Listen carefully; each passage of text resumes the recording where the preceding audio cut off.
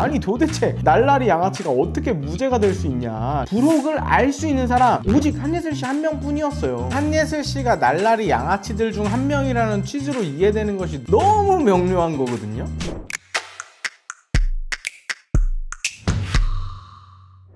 안녕하세요. 법무법의 명제 이재희 변호사입니다.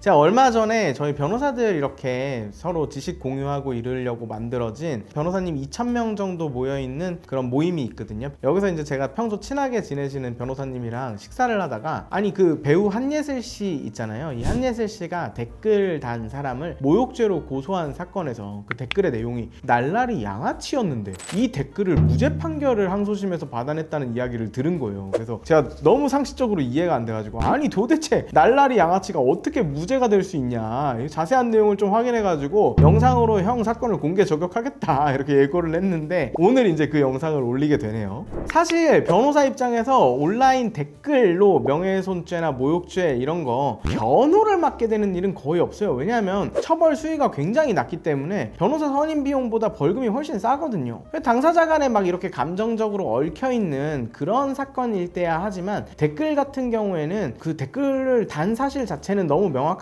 법리 판단만 받으면 되는 사건이어서 자문 정도는 해드릴 수 있어도 수위 많은 일은 거의 없거든요. 반대로 저도 이제 개업 초기에 굉장히 많이 했었고 지금도 아주 가끔 하게 되는 그런 고소 대리는 좀 할 일이 많아요. 왜냐하면 댓글이니까 정리할 자료의 양이 엄청 많잖아요. 그래서 변호사가 이제 맡게 되는 경우가 많죠. 심지어 최근인 25년도 5월 8일에 대검찰청에서 명예훼손죄하고 모욕죄의 검찰 구형 기준을 상향하는 지침을 전국 검찰청에 하달을 했습니다. 그리고 이날부터 시행하라고 했어요. 이 내용을 보면 약식으로만 끝내지 말고 정식 재판을 많이 하라라는 내용도 포함되어 있기 때문에 앞으로는 저도 이제 이런 변호사건을 할 기회가 좀 많아질 것 같아요. 그리고 이 개정된 이 검찰 구형 기준을 보면 이익 추구형이라든가 보복 음해형, 반복 범행, 재범행, 중대한 피해 유발형, 대형 참사 희생자에 대한 악의적 비방, 이런 사회적으로 파급력이 크고 비난 가능성이 높은 이런 경우에는 허위사실 적시 명예훼손죄를 원칙적으로 구공판 기소하라고 적어놓기도 했어요.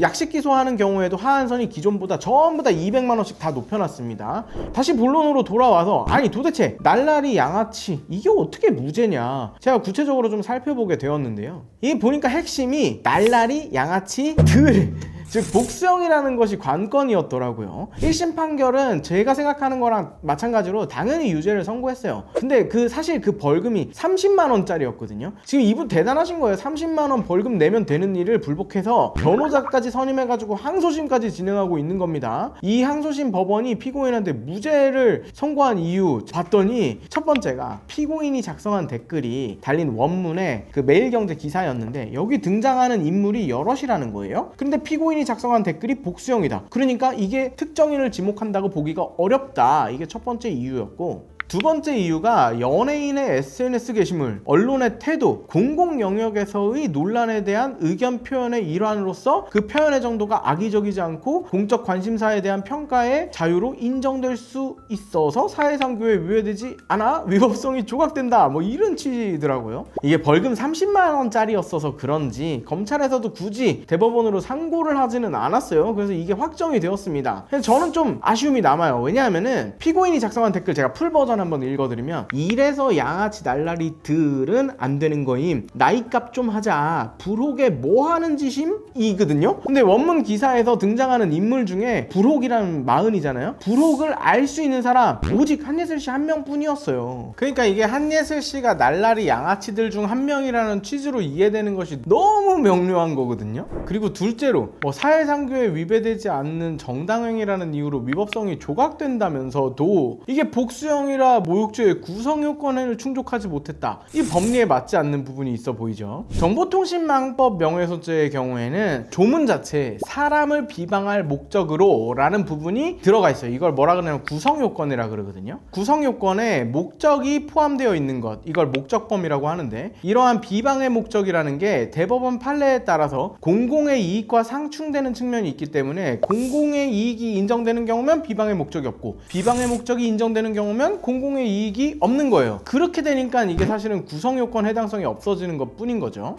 그런데 그 외의 경우 같은 경우에는, 즉 정통망법이 아니라 일반 형법상 명예훼손죄나 모욕죄에서 정당행위라는 건 모두 그냥 위법성 조각 사유일 뿐이에요. 그렇다면 가사, 사회상규에 위배되지 않는다는 판단을 하였다고 하더라도 이건 구성요건의 불충족이 아니라 위법성 조각이 되겠죠. 그런데 딱 잘라서 누군가에 대한 비판적 의견을 내고 싶다고 하더라도 날라리 양아치라는 평가 의견을 담는 게 어떤 경우에서 사회상규에 위배되지 않는다는 것인지 저 의문이에요. 아예 뭐 못됐네 뭐 이 정도 얘기했다라고 하면 모르겠는데 날라리 양아치잖아요. 영상 시청하시는 여러분들 어떠세요? 여러모로 이 사건에 언급된 댓글은 모욕죄가 맞고 이거 무죄를 선고한 이번 판결 좀 잘못되었다고 생각해요.